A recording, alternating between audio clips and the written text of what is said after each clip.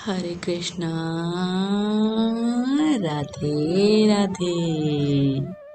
आप सभी का स्वागत है मेरी YouTube चैनल किस्से किरदारों के में।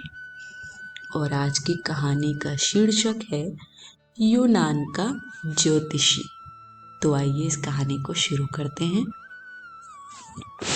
यूनान का एक विख्यात ज्योतिषी एक बार रात में आकाश के तारों का अध्ययन करता हुआ चला जा रहा था। अचानक चलते चलते वो एक कुएं में गिर पड़ा। कुएं पर पाट नहीं रखे थे। उसकी आंखें आकाश में अटकी थीं और वह चांद तारों का अध्ययन कर रहा था। कुएं में गिरते ही वो कुएं के अंदर से जोर जोर से चिल्लाने लगा। कुएं के पास के ही झोंपड़े से एक गरीब बुढ़िया ने आकर उस ज्योतिषी को बमुश्किल कुएं से बाहर निकाला। वो यूनान का सबसे बड़ा ज्योतिषी था। उसके राज्य के सम्राट भी उसके द्वार पर आते थे। उसने बुढ़िया का बहुत बहुत धन्यवाद किया और कहा, देख, तुझे पता नहीं है कि तुझे सौभाग्य से किसको बचाने का अवसर मिला है। मैं यूनान का सबसे बड़ा ज्योतिषी हूँ। मैं तारों और नक्षत्रों की गतिविधियों और मनुष्य के भाग्य से उनके संबंध में मुझसे बड़ा कोई भी जानकार इस पृथ्वी पर नहीं है। बड़े से बड़े सम्राट भी मेरे पास आते हैं। मेरी फीस भी बहुत ज्यादा है, लेकिन तूने मुझे बचाया है तो तेरा भाग्य मैं बिना फीस के देख लूंगा। तो कल आ जाना। वो बुढ़िया हंसने लगी। ज्योतिषी ने उस बुढ़िया से पूछा, माई, तू हंस क्यों रही है?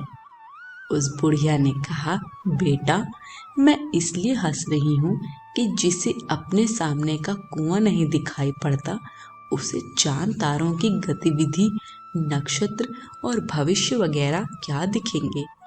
तुझसे अपने पैर तो संभलते नहीं हैं और तू मेरा भविष्य क्या बताएगा। होश में आ। कहते हैं कि यह घटना उस ज्योतिषी के जीवन में एक क्रांति का कारण बन गई। उसने ज्योतिष छोड़ दी क्योंकि यह एक भारी चोट थी।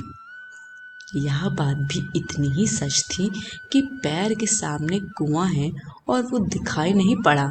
मगर उसे कुआं क्यों नहीं दिखाई पड़ा था? ऐसा नहीं है कि उसके पास आंख नहीं थी। उसके पास आंख थी, मगर आंख दूर के तारों पर अटकी थी। यही हमारे आदर्शवादी की भ्रांति है। उसकी आंख दूर के तारों पर अटकी है। आदर्शवादी सदैव कहता है मोक्ष पाएंगे। अभी यह सड़ा गला क्रोध, इससे तो छुटकारा मिल नहीं रहा।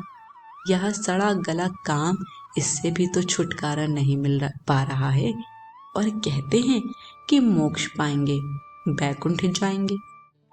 हमारी आंखें बड़े दूर के आकाश पर लगी हैं और उसकी वजह से रोज रोज गड्ढों में गिर रहे हैं।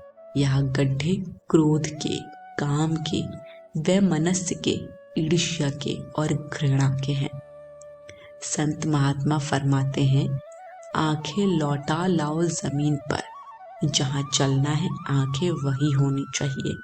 अर्थात इस क्षण में ही आंखें होनी चाहिए, क्योंकि गड्ढे यहाँ हैं और सारे गड्ढों से तुम बच जाओ तो उसी बचाव का नाम मोक्ष है। आज की कहानी यहीं समाप्त होती है। कहानी पसंद आई हो तो कमेंट बॉक्स में हमें अपना फीडबैक ज़रूर दीजिएगा। वीडियो को लाइक शेयर करें और चैनल को सब्सक्राइब करें। सभी को हरे कृष्ण। राधे राधे।